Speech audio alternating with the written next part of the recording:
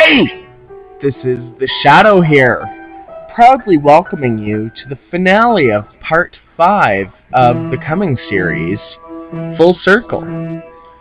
It's been one heck of a long road getting here. From beginning to end, it just seems like, oof, there's no way to describe it. Well, whatever.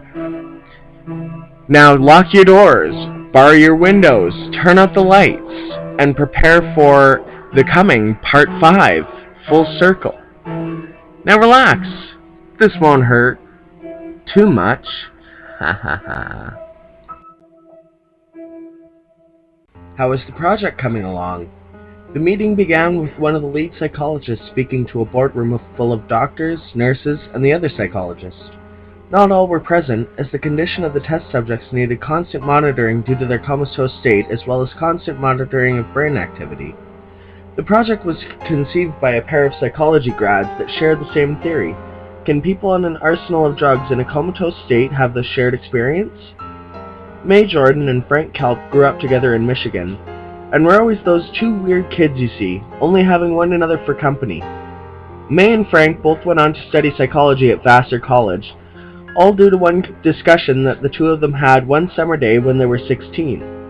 After a freshman year in high school spent observing the students that, not too subtly, did copious amounts of drugs, May was the more conventional thinker of the duo. She pondered constantly of the fact of why would all these people mess with their minds with foreign substances. It was assumed by May that those people had either come from broken homes or were the victims of peer pressure. Frank, on the other hand, had a more open mind.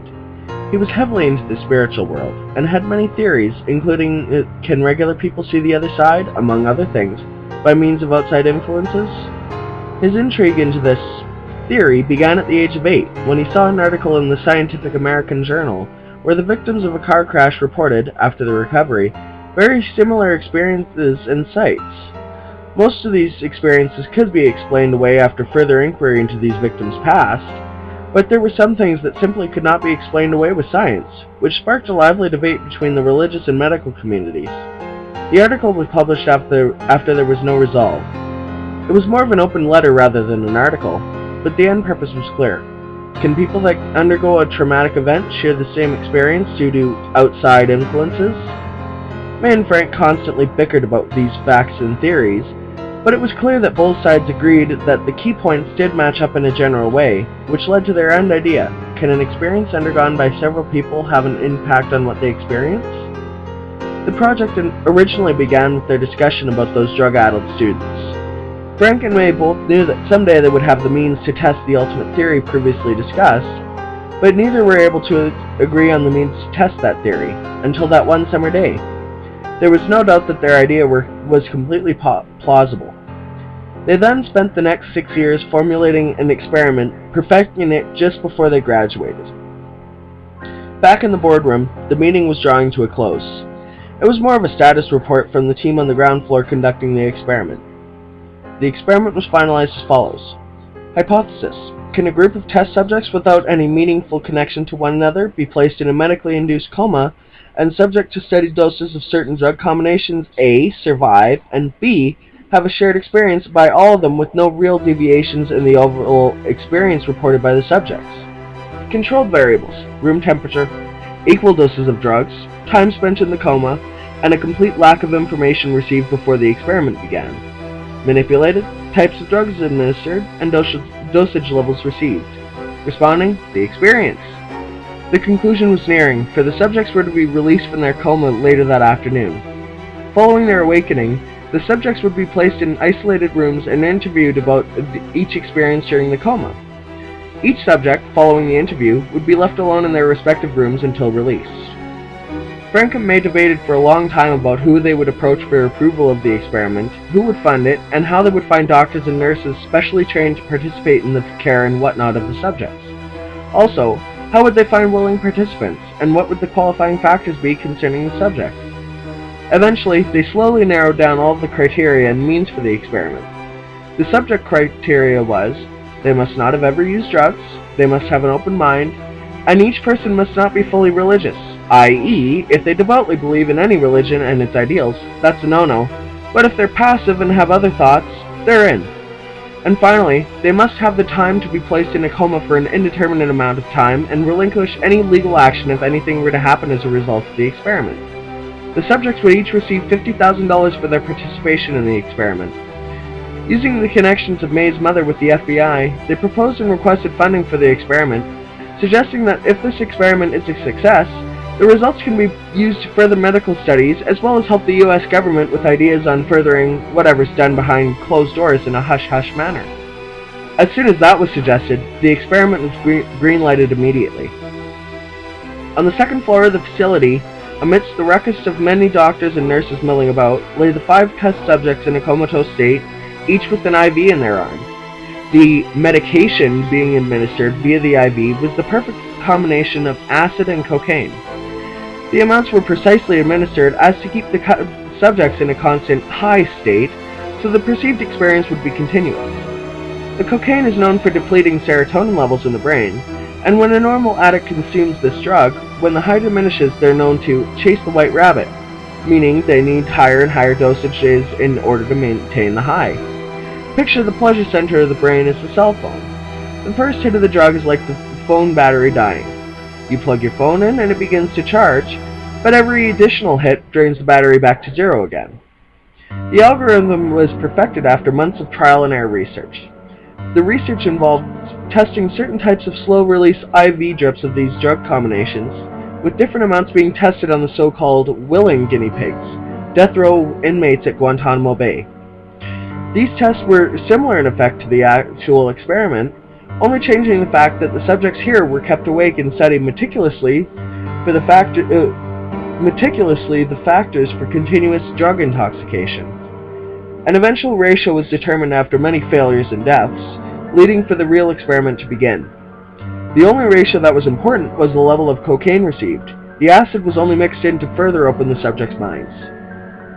Back on the second floor, the IVs were replaced with medication that would counteract the low experience due to sobering up, and once each subject's IV was empty, the subjects would be woken up. Meanwhile, in the basement, there sat a man, severely mentally ill and malnourished. He sat in an isolated room, blindfolded and tied to a chair. When the experiment was completed, he would have a direct audio feed of each interview with each subject, and as a result would have his mental state evaluated afterwards. This man, Jacob Preston, was in here as a side experiment run by May herself. She had a medical theory that someone with OCD with advanced autopilot tendencies could be studied when outside stimuli was acquired. Jacob had been selected as the 6th patient, unbeknownst to anyone else involved with the project. Jacob was a candidate for the main experiment, the last to be interviewed, and was deemed unfit for participation. As he was leaving the building, May caught up to him and told him he would be participating in a subset of the main experiment as a radical treatment for his mental illnesses. Jacob had been May's client for the last 6 months before the experiment, and his condition further fascinated her. 5 doctors stood beside each subject's bed, needle positioned at the ready. Each subject needed to be woken up simultaneously in order for the experiment to have any hope of garnering any promising results. The needles were filled with adrenaline. Frank stood in the center of the room, ready to give the signal. At the first command, all 5 doctors inserted the needle in the exact same place on each subject, and, at the next command, all 5 depressed the plunger of the needle with the eerie coordination of a synchronized swimming team. Frank started a stopwatch as soon as the needle's contents were fully in each subject.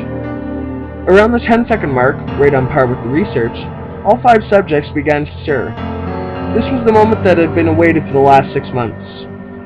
At the 17-second mark, the subjects became somewhat alert.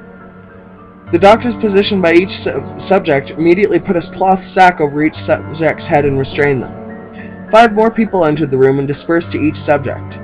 With the help of the doctor, each subject was carried to separate rooms in the basement of the facility, and when the doors to each room closed, the cloth sacks were removed and the subjects' restraints were removed as well.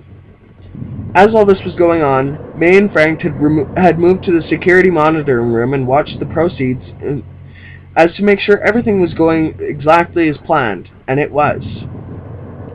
Several hours later, after the psychologists had finished interviewing each subject, they went about condensing and poring over each interview, searching for the evidence that would make or break the experiment entirely. Little by slowly, a pattern began to emerge in the general information. All subjects had a common experience, but what was very peculiar was the fact of the timeline. Melissa Summers and Katie James, in their accounts, it seemed, had been the first to notice anything wrong with their surroundings, followed by Mary Altros, who had a very different take on things, then by Matt Gordon, who had been through all the previous stuff and saw things right through to the end. Jean Turcotte had an odd role to play throughout all this, as she seemed to be the common thread between all the other subjects, reporting on each thing that was happening. The conclusion went something like this. After the 2016 election, Donald Trump was elected president, which caused a breakdown of the world. He was impeached in 2018, being replaced by a young man who had many problems with the rest of the world, and it was his ultimate decision to start bombing the rest of the world, killing millions. A final solution was found to be nuclear warfare, which ended the lives of the entire world's population except for one person. May excused herself for a few moments after the information comparison process, where she went to speak with Jacob Preston, who had heard all the information in each interview via direct audio feed. May was very rattled by this whole thing, as her time spent with Jacob prior to the experiment, while he was just a client, had been spent talking about all of these exact occurrences.